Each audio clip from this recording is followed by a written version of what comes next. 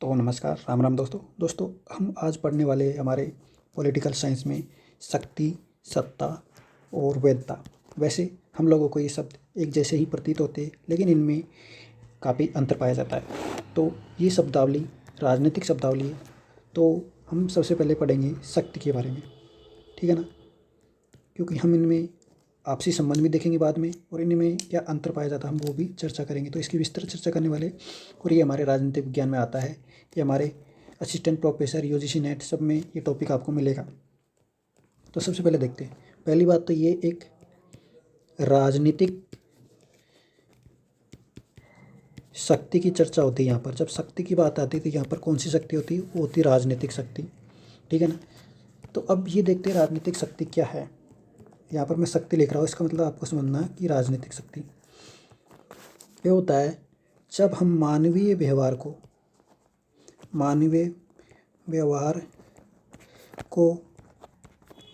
नियंत्रित,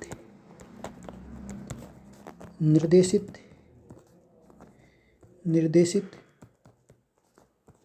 या प्रभावित करने की प्रक्रिया। तो राजनीतिक विज्ञान में शक्ति का तात्पर्य होता है कि मानवीय व्यवहार को नियंत्रित, निर्देशित या प्रभावित करने की जो प्रक्रिया है उसको ही हम शक्ति कहते हैं, ठीक है ना। इसके अलावा इसका और हम अर्थ निकाल सकते हैं, इनसे मिलते जुलते अर्थ आएंगे। जैसे कुछ लोग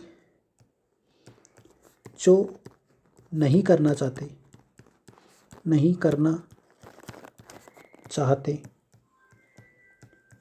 ठीक है ना, वैसा कराने की क्षमता को शक्ति कहते हैं। इसका मतलब ये हो गया, कुछ लोग जो करना नहीं चाहते थे लेकिन हमने उससे वो करा दिया, मतलब इसी क्षमता को हम शक्ति कहते हैं। अगर जो कोई करना कुछ चाहता नहीं है वो अगर हम करवा रहे तो हमारे पास शक्ति है। तो ये है शक्ति का तात्पर्य। अब अलग अलग विचारक है, अलग अलग विद्वान राजनीति विज्ञान के, वो अलग अलग इनके बारे में परिभाषाएं देते हैं। तो हम कुछ परिभाषाएं देख लेते हैं शक्ति के बारे में। विभिन्न विचारक, विभिन्न विद्वान वो क्या कहते हैं। जैसे सबसे पहले हम बात कर लेते हैं होब्स की बात कर लेते हैं। आपने नाम सुना होगा, जो पश्चिमी विचारक है होब्स, जिनकी मुख्यतः रचना है लेवियाथन, ठीक है ना। ये कहता है शक्ति के बारे में कि शक्ति की इच्छा है ना, शक्ति की अदम्य इच्छा मृत्यु के साथ ही समाप्त होती है। मृत्यु के साथ ही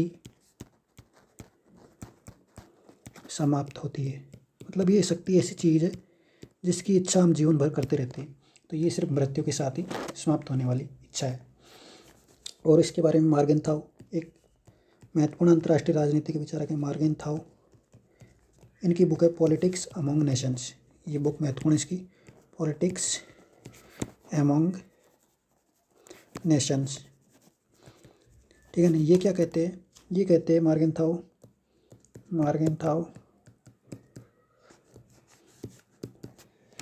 ये बताते हैं भाई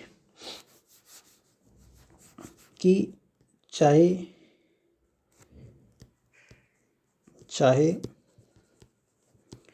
राजनीति है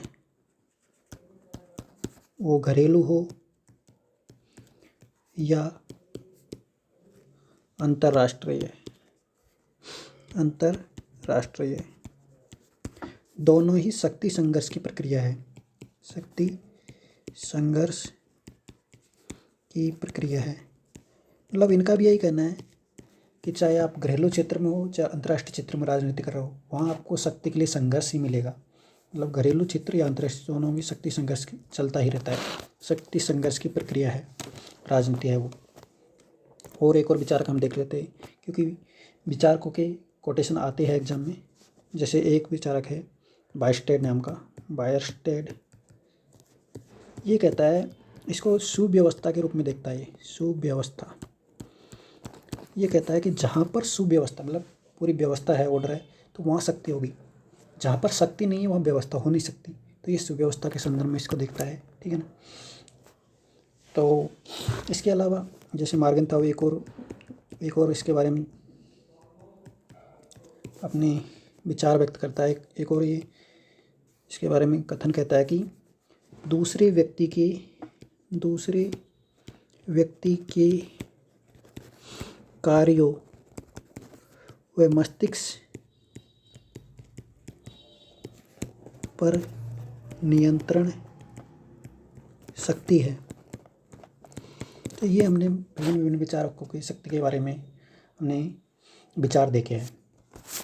जैसे एक और मेरे दिमाग में आया, मिशेल फूको नाम का एक उत्तर आधुनिकतावादी विचारक है। मिशेल फूको उत्तर आधुनिकतावादी विचारक है। ये उत्तर आधुनिकतावादी विचारक है, ठीक है ना। ये तो ये क्या कहता है कि ज्ञान ही शक्ति है। महत्वपूर्ण कोटेशन इनका, ज्ञान ही शक्ति है। अब इसको जैसे मैं आपको समझाऊँ, जैसे डॉक्टर होता है, उसके पास नॉलेज होता है, उसके पास विशेषज्ञता होती है, उसके पास नॉलेज होता है। तो जो बात वो हमसे कहता है हम उसको मानते हैं, मतलब उनके पास शक्ति है। शक्ति किसी ज्ञान की शक्ति है उसके पास। तो इस संदर्भ में इसका प्रयोग किया है, ज्ञान ही शक्ति। क्योंकि जिस पर नॉलेज होता है हम उसकी बात मानते हैं, उस ज्ञान की बदौलत हम उसकी बात मानते हैं। तो ये यहाँ पर हमारे शक्ति से संबंधित महत्वपूर्ण विचार हो गए। तो अब हम देख लेते हैं एक और महत्वपूर्ण, जैसे शक्ति होती है ना, शक्ति में दो चीज़ें पाई जाती हैं। एक तो होता है इसमें प्रभाव, एक होता है इसमें बल। शक्ति में दोनों चीज़ें पाई जाती है। शक्ति में बल भी पाया जाता है, शक्ति में प्रभाव भी पाया जाता है। जब शक्ति है ना, इसमें से बल को निकाल देते हैं ना, तो क्या बचता है? प्रभाव। तो यहाँ क्या कह सकते हैं हम? बल रहित शक्ति प्रभाव है। बल रहित शक्ति ही प्रभाव है। ये हो गया, बल रहित शक्ति ही प्रभाव है। तो ये हमारे शक्ति से संबंधित महत्वपूर्ण चर्चा थी। अब हम नेक्स्ट हमारा टॉपिक सत्ता, इसके बारे में हम चर्चा करने वाले हैं। तो ये क्या हो गया? हाँ, तो इसको मिटा देता हूँ मैं।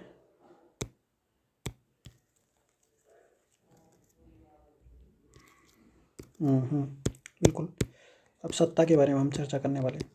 शक्ति के बारे में हमने देख लिया, फिर आपसी संबंध भी देखेंगे हम लास्ट में, ठीक है ना। तो अब हम देखते हैं सत्ता, जिसको अंग्रेजी में बोलते हैं आप अथॉरिटी, ठीक है ना। इसको अथॉरिटी बोला जाता है। तो इसके बारे में दोस्तों ये कहा जाता है, क्या कहा जाता है कि जो राजनीतिक व्यवस्था होती है ना, हमारी राजनीतिक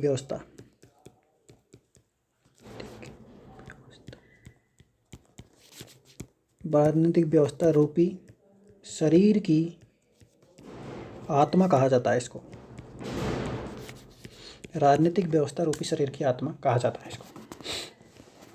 मतलब हम जैसे सामान्य इसकी परिभाषा देखें तो इसको हम, जब हम शक्ति का प्रयोग सामान्य स्वीकृति से करते हैं, सामान्य स्वीकृति से करते हैं, तो ये ही सत्ता है। जब शक्ति का प्रयोग कर रहे हैं वो जो जन सामान्य की स्वीकृति है, तो वो क्या है? सत्ता है, ठीक है ना। और इसके बारे में एक महत्वपूर्ण कोटेशन है, वो मैं आपको बता देता हूँ कि शक्ति व सत्ता, इनके बारे में महत्वपूर्ण कोटेशन है कि जहाँ पर सत्ता तो है, आदेश देने का अधिकार, अगर आपके पास सत्ता है तो आपके पास आदेश देने का अधिकार है, लेकिन आपस में घनिष्ठ रूप से जुड़ी हुई है, क्योंकि ये तीनों चीज़ें ना आपस में जुड़ी हुई है एक दूसरे। और शक्ति है उस आदेश देने की क्षमता आपकी, जो आप में क्षमता है, जब भी आप आदेश दे पाएंगे, आदेश देने की क्षमता। तो ये है कि सत्ता आदेश देने का अधिकार है, वहीं शक्ति आदेश देने की आपकी क्षमता है। तो ये दोनों, इसके बारे में हम चर्चा। इसके बारे में यूनेस्को ने भी इसकी एक परिभाषा दी है, इसकी सत्ता की यूनेस्को के द्वारा परिभाषा दी गई। तो ये महत्वपूर्ण हो जाती है क्योंकि यूनेस्को के द्वारा दी गई। ये कहता है कि सत्ता वह शक्ति है, वह शक्ति है जो स्वीकृत है, मतलब लोगों ने जिसको स्वीकार किया है, स्वीकृत है, सम्मानित है, ठीक है ना, सम्मानित है। ऐसे ही कुछ लोसवेल कहता है किसके बारे में, शक्ति के बारे में, कि सम्मान मूल्य है, सम्मानित है, और इसके अलावा ये ज्ञात है, मतलब सबको ज्ञात है भाई इसका स्रोत क्या है, ज्ञात है, और औचित्यपूर्ण है, वेद है, औचित्यपूर्ण है। तो ये परिभाषा दी है यूनेस्को के द्वारा इसकी, ठीक है। अब हम विभिन्न विचार को, विभिन्न विद्वानों के विचार देख लेते हैं इसके बारे में, क्या वो कहते हैं। तो सबसे पहले हम वही मार्गेनथाउ की चर्चा कर लेते हैं। जैसे वो शक्ति के बारे में कहता है, वैसे ही वो सत्ता के बारे में भी बातें करता है। वो कहता है,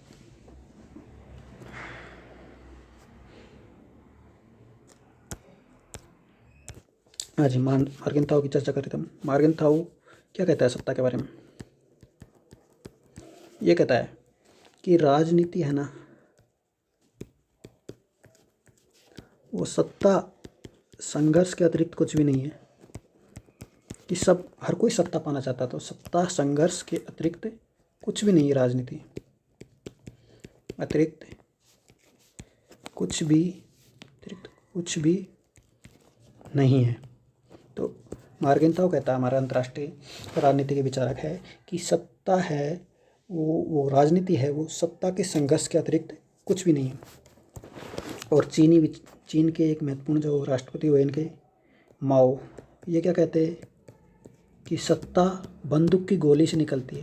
इनकी कोटेशन है, सत्ता बंदूक की गोली से निकलती है। तो ये कोटेशन पूछ ली जाती है, गोली से निकलती है, और ये कोटेशन पूछ लिया जाता है, इसलिए मैं आपको कोटेशन बता रहा हूँ। इसके अलावा हमारे एक और विचारक है बर्ट्रैंड रसेल। वो क्या कहते हैं, बर्ट्रैंड रसेल, क्योंकि सबके लगभग एक जैसे विचारों को थोड़े इधर उधर शब्द को मोड़ा जाता है, बाकी कुछ भी नहीं है। ये कहते हैं कि दूसरों के कार्यों को प्रभावित करने की क्षमता, हम अगर दूसरों के कार्यों को प्रभावित करने की क्षमता है तो हमारे पास सत्ता है। क्षमता को ही सत्ता कहते हैं, ठीक है ना। और लॉसवेल क्या कहते हैं, लॉसवेल और कैप्लॉन है इनके, ये और देख लेते लास्ट, लॉसवेल व कैप्लॉन।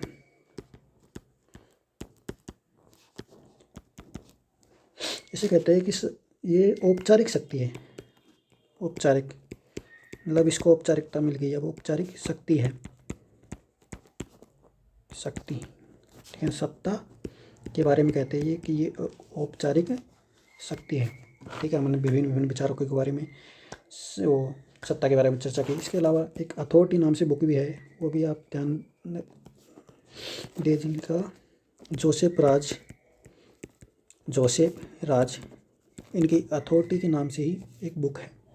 इसके अलावा इन्होंने भी सत्ता के, जोसेफ राज ने सत्ता के दो प्रकार बताए हैं, दो प्रकार होता है। एक तो बताया इन्होंने विदित है, दूसरा बनाया तथ्य है। मतलब वैधानिक रूप से जिसके पास सत्ता है, विधानों में, कानून में जिसके पास सत्ता दी गई, और तथ्य थे जिनके पास वास्तव में सत्ता है। तो ये उन्होंने सत्ता के दो प्रकार बताए। तो हम शक्ति और सत्ता कर चुके हैं। अब हम देखने वाले वैधता, जिसको अंग्रेजी में क्या कहते हैं, लेजिटिमेसी, ठीक है। अब हम वैधता के बारे में चर्चा करने वाले। तो सबसे पहले वैधता की बातें, प्राचीन काल में ही वैधता की बातें कौन करता था, लेजिटिमस शब्द का प्रयोग किया था, सिसरो किया करता था, जो कि रोमन विचारक था। इसने सबसे पहले चर्चा की थी। वैसे ये शब्द है आपका जो लेजिटिमस है, लेजिटिमस, ये लैटिन भाषा का शब्द है। लैटिन भाषा, इसका अर्थ क्या होता है, इसका अर्थ क्या होता है, उचितता, या मतलब कानून की दृष्टि से उचित है, जो कानून की दृष्टि से जो उचित हो, ये होता है वैधता का मतलब, ठीक है ना। अब हम और इसके बारे में देखते हैं। इसके बारे में क्या कह सकते हैं हम? वैधता को जैसे सामान्य अर्थ में अगर आपको सामान्य परिभाषा बताओ तो जैसे कोई भी शासन व्यवस्था है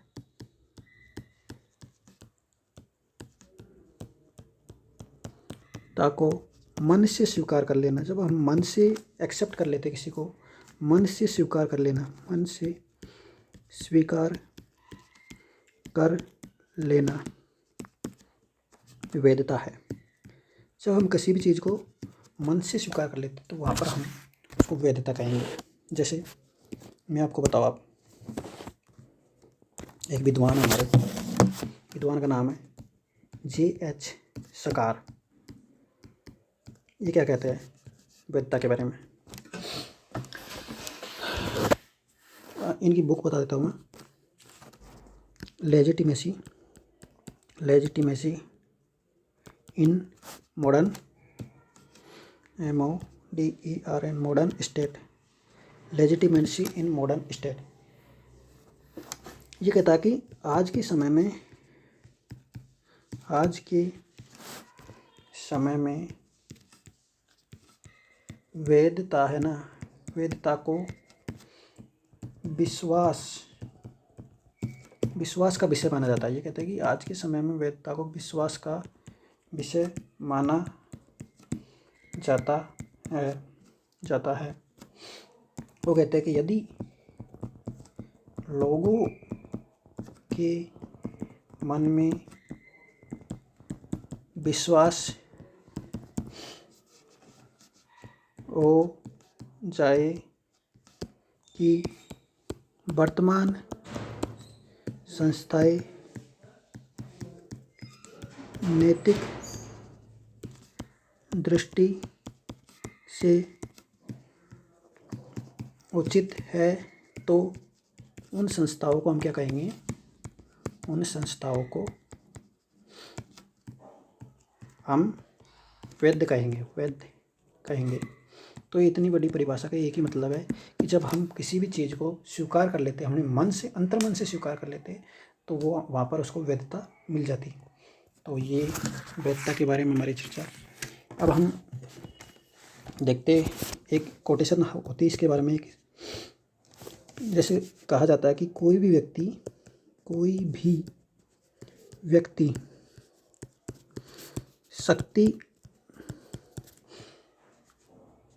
शक्ति से, जिसके पास शक्ति है वो तो धरती पर शासन करता है, ठीक है ना? वही बात सामने आएगी, धरती पर शासन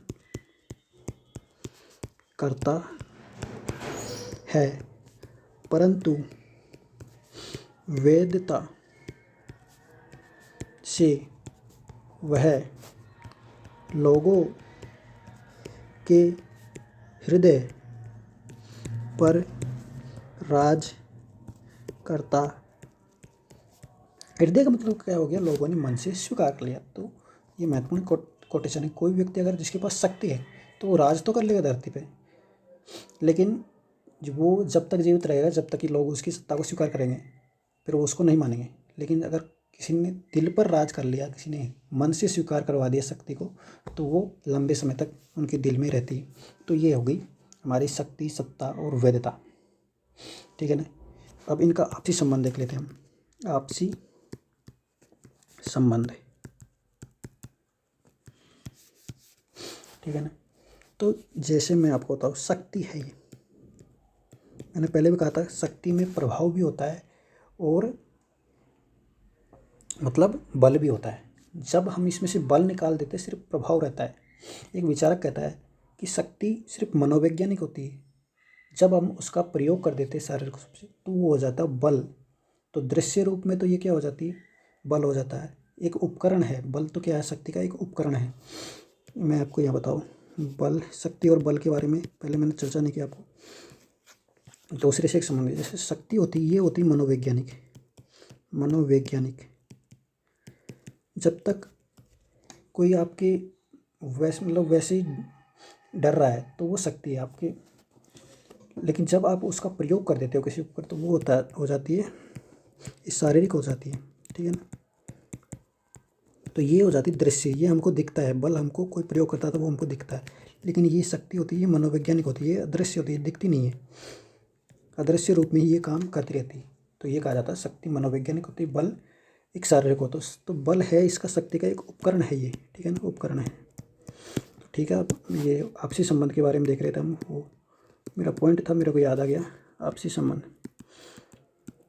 आपसी संबंध कुछ भी नहीं है, यही है, जब शक्ति है, कोई किसी के पास शक्ति है, लेकिन जब उसको लोगों की वैधता मिल जाती है, मतलब लोग उसे मन से स्वीकार कर लेते हैं, तो उसे हम कहते हैं सत्ता। यही इसका आपसी संबंध है। और आपको कुछ भी संबंध नहीं देखना है कि सत्ता है, वो शक्ति और वैधता दोनों का योग है। सत्ता जब भी चलेगी जब शक्ति के साथ उसमें वैधता भी हो, ठीक है ना। तो ये शक्ति, सत्ता, वैधता का आपसी संबंध है। तो आई होप आपको ये वीडियो पसंद आया होगा शायद। अगर वीडियो पसंद आता है आपको तो आप लाइक शेयर सब्सक्राइब कर सकते हो। धन्यवाद। जय हिंद, वंदे मातरम।